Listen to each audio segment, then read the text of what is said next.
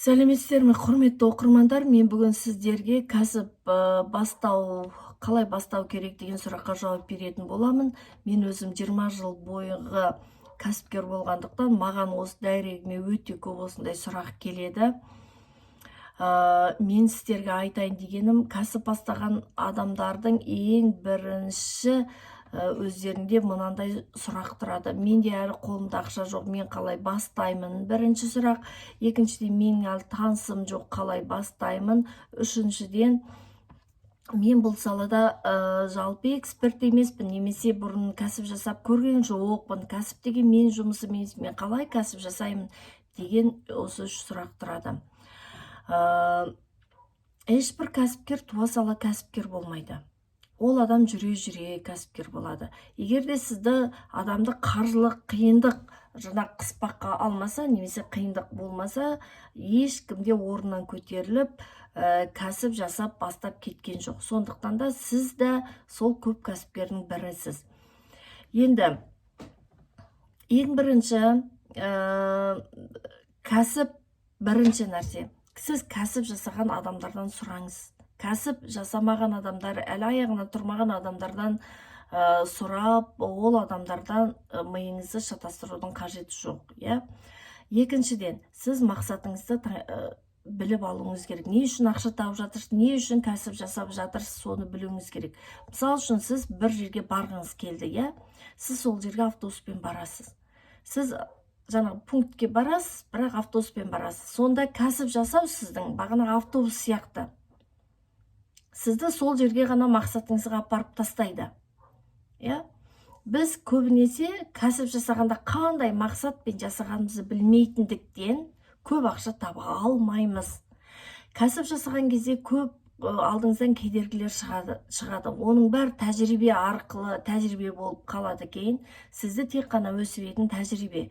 Сондықтан да сіз кәсіп жасаған кезде мақсатыңыз айқын болмаса, кез келген бірінші, екінші, үшінші қиындық кезінде кәсіпті тастап кетесіз. Өйткені сіздің мақсатыңыз, алдыңыздағы арманыңыз нақты емес. Екінші бұл, Үшіншіден, біз кәсіп жасағанда бізге идея керек. Идеяны біз қайдан аламыз?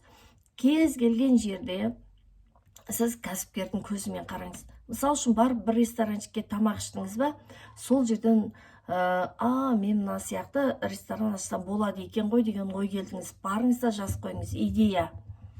Екінші, көлігіңізді барып жуғызыңыз.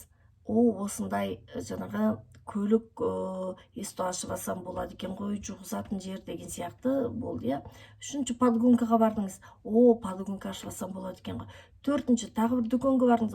Мынандай дүкен ашсам болады екен ғой. Сіз өзіңіздің шамаңыз келетін жерге деген ғана армандайсыз. Одан жоғары армандамайсыз. Сондықтан да қандай идея басыңызға келді, соның барлығын жазып қойыңыз. Енді екеу болды ма? Екеу болды, бірінші, екінші, үшеу болды. Енді үшінші, біз осы идеяның барлығын тестировать етуіміз керек, немесе зерттеуіміз керек зерттеуіміз керек. Бұның барлығын зерттеу үшін алдымен біз осы өнімді білуіміз керек, зерттеуіміз керек. Бұл зерттеу сізге 1, 2, 3, немесе 5 күн қажет етті деп мен айтпаймын. Бұл бизнестің күрделілігіне қарай 3 айдан 1 жылға дейін тестировать етіңіз. Әлі еш нәрсеге дайын болмай жатып, кәсіпті бастап кетудің қажет жоқ. Бұл бұрынғы 2000 жылдың басы емес, 2010 жылы емес, әзір конкуренция бар кез. Сондықтан да кәсіптің күрделілігіне байланысты 3 айдан 1 жылға дейін не керек? Зерттеу материал керек. Бұл зерттеудің ішіне не керек? Мүмкін сіз сол жерге жұмысқа кіруіңіз мүмкін, тәжірибе жинауыңыз мүмкін. Мүмкін саудаға барып, саудагер, сатушы болып орналасуыңыз мүмкін. Мүмкін бір ресторан ашам десеңіз, сол жерге аспаз немесе көмекші болып істеуіңіз мүмкін. Егер де сіз сұлулық салонын ашам десеңіз, сол жерге барып бір жұмысшы болып істеуіңіз мүмкін, көрдіңіз бе?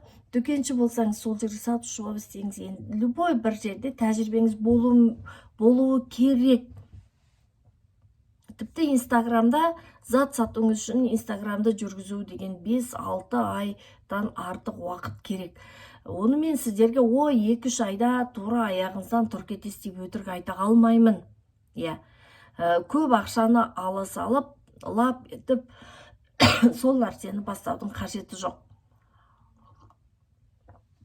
Енді осы тестирование жасап біттіңіз, эксперт болдыңыз. Осыдан кейін ғана өзіңізге бизнес жоспар жасаңыз. Бизнес жоспар жасаған кезде алдымен өнімді зерттеңіз. Бірінші, екіншіден, қандай проблемалар бар, соны біліңіз. Бұл осы жаңағы кәсіп жасаған кезде алдынан қандай проблемалар шығады. Соның барлығын, бағанағы зерттеу материалын барлығын бизнес планға қосып отырып, бизнес план жасаңыз. Ең соңғы нүктесіне дейін.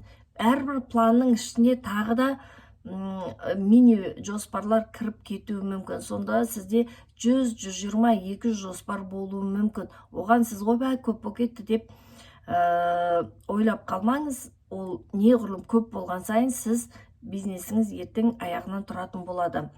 Енді 5-ші, сіз кіммен жұмыс істейсіз? Жалпы кәсіп бір адамнан құралмайды. Сізден ғана құралмайды. Оның екінші жағы бар, кез келген таяқтың екі жағы бар сияқты. Мынау сіз болсаңыз, мынау сіздің алушыңыз. Немесе жаңағы сізге жеткізіп беруші адам, немесе сіздің басқа біреуден алуыңыз сияқты. Бұл 3, 4, 5 адамнан құралатын нәрсе. Осы нәрсеге сіз дайынсыз ба? Кәсіп деген жалпы қарым-қатынастан тұрады. Адамдармен қалай сөйлесе аласыз? Осының барлығына сіз дайынсыз ба? Егер де сіз бойыңызда тәкаппарлық бар болатын болса, басқа адамдармен қарым-қатынас жасай алмайтын болсаңыз, онда психология оқыңыз. Өзіңіздің мінезіңізді жөндеңіз. Бұған да біраз уақыт кетеді. Көп ақша табу адамды біраз болса да сындырады. Осы сіз қашан мінезіңізді түзейсіз, қашан ақшаның жолында сынуға дайын тұрасыз, сынғанда енді ол жалпы прям сынып кету, жігеріңді сындыру деген нәрсе емес. Бұл тәкаппарлығыңды сындыруға сіз қаншалықты дайын тұрасыз, соншалықты сізге көп ақша келеді. Сіз кәсіп үшін көп нәрсеге дайын болуыңыз керек, ішіңізден. Іштей дайындық жасауыңыз керек. Енді ең 6-шы мен сіздерге айтайын деген, ең соңында ғана ақша керек. Сіз кәсіп жасауыңыз үшін қаншалықты көп ақша керек. Ақшаны сіз бірден егерде кредит алып, немесе таныстардан алып, немесе подряд алып, бутиктің арендасының өзін біреу саған беретін болса, сізде ешқандай кәсіп орнына тұрмайды бір. Өйткені сіз ол нәрсеге жаныңыз ашымайды. Екіншіден, сіз маңдай теріңізбен күніне бәленбай теңгеден ақша жинап, ай сайын аузыңыздан жырып отырып, ақша жинап отырып, сол ақшаны товар-оборотқа салатын болсаңыз, ол кезде сіз ақшаға жаныңыз ашиды. Сіз қашан кәсіпке, ақшаға, өзіңіздің күшіңізге, энергияңызға, уақытыңызға жаныңыз ашитын болса, сол кезде кәсібіңіз аяғынан тұратын болады. Рахмет тыңдағандарыңызға. Сізбен бірге болған Назила Слямқызы.